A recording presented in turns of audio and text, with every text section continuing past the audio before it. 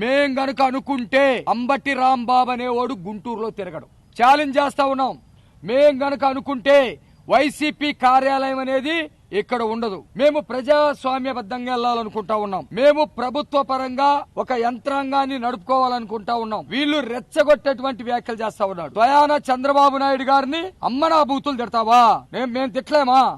ఎవడొస్తాడో రండి, దమ్ముంటే అన్నావు కదా, రా. నువ్వు దమ్ముంటే ఛాలెంజ్ విసురుతున్నా. ఎస్పీ ఆఫీస్ లో ఉన్నాను, ఒక అరగంట ఉంటా.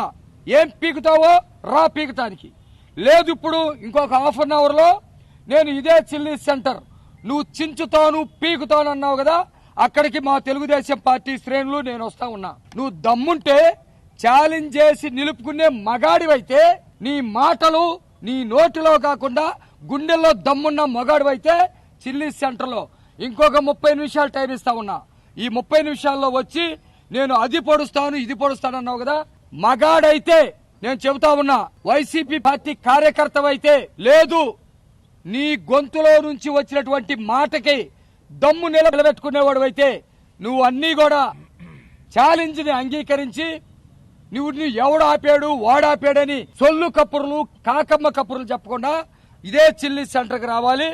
ఇమ్మీడియట్ గా చంద్రబాబు నాయుడు గారి మీద వాగినటువంటి వాగుళ్ళకి ముసలితనం అవటం వల్ల, లేకపోతే జగన్మోహన్ రెడ్డి తాయిలాలకి ఏ పొద్దున ఆకర్షిత అవటానికో, లేకపోతే ఏదో అనవసరంగా ఊహించుకుంటా మాట్లాడేవని నాలే కొరుక్కొని నువ్వు క్షమాపణ చెబితే అంతవరకు ఆలోచిస్తాం.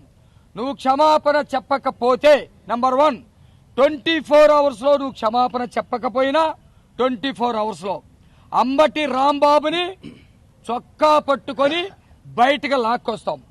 అప్పుడు అంబటి రాంబాబు మీద చర్య తీసుకోలేనటువంటి ఏ పోలీసులు కూడా మా దగ్గరికి రాలేరు, మమ్మల్ని నియంత్రించేటువంటి ప్రయత్నం చేయలేరు. రెండోది, నేను మగాణ్ణి, నేను పొడి చేస్తా ఈడ్ చేస్తా అని చెప్పేసి డోర్ తీసుకొని వచ్చేటువంటి ప్రయత్నం చేశాడు కదా. నిన్నేదో పోలీసులు ఆపుతున్నట్టుగా ఒక పెద్ద డ్రామా క్రియేట్ చేసావు కదా. నువ్వు వాళ్ళందరూ ఛేదించుకొని నువ్వు నిజంగా ఏదో పొడిచేవాడు అయితే, ఏదో లాగేవాడు అయితే చిల్లీ సెంటర్కి నువ్వు పొడి చేసేదాన్ని నిరూపించుకోవాలని, నీ వీరత్వాన్ని నిరూపించుకోవాలని ఆ రాంబాబు గారికి సవాలు విసురుతా ఉన్నాను. రమ్మనండి.